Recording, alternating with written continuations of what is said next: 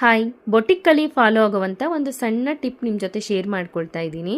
ನಾವು ರೆಗ್ಯುಲರ್ ಆಗಿ ಏನು ಮಾಡ್ತೀವಿ ಅಂತಂದರೆ, ಶೋಲ್ಡರ್ಸ್ನ ಜಾಯಿಂಟ್ ಮಾಡುವಾಗ ಒಂದು ಶೋಲ್ಡರ್ ಮೇಲೆ ಇನ್ನೊಂದು ಶೋಲ್ಡರ್ನ ಇಟ್ಟು ಈ ರೀತಿಯಾಗಿ ಒಂದು ಸ್ಟಿಚ್ನ ಹಾಕ್ಕೊಂಡ್ರೆ ಸಿವಿಂಗ್ ಅಲೈನ್ಸಸ್ ಹೊರಗಡೆನೇ ಇರುತ್ತೆ, ದಾರ ಎಲ್ಲ ಹೊರಗಡೆ ಬರ್ತಾ ಇರುತ್ತೆ ಅಲ್ವಾ.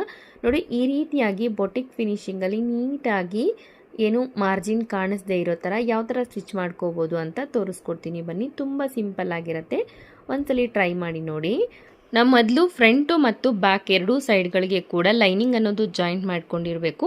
ಟಾಪ್ ಸ್ಟಿಚ್ ಹಾಕ್ಕೋಬಾರ್ದು. ಒಂದು ಶೋಲ್ಡರ್ ಮೇಲೆ ಇನ್ನೊಂದು ಶೋಲ್ಡರನ್ನು ಕೂರಿಸ್ಕೊಂಡು ಒಂದು ಸೈಡ್ ಲೈನಿಂಗ್ ಮಾತ್ರ ಹೊರಗಡೆ ಬಿಟ್ಕೊಂಡಿರಬೇಕು.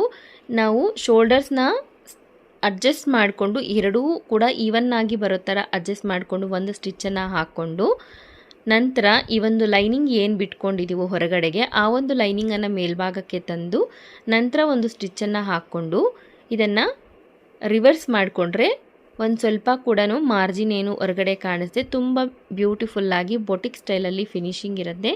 ಈ ರೀತಿಯಾಗಿ ನಾವು ಶೋಲ್ಡರ್ನ ಸ್ಟಿಚ್ ಮಾಡ್ಕೊಳ್ಳೋದ್ರಿಂದ ಓವರ್ಲಾಕ್ ಏನು ಮಾಡ್ಕೊಳ್ಳೋಷ್ಟು ಅವಶ್ಯಕತೆ ಇಲ್ಲ.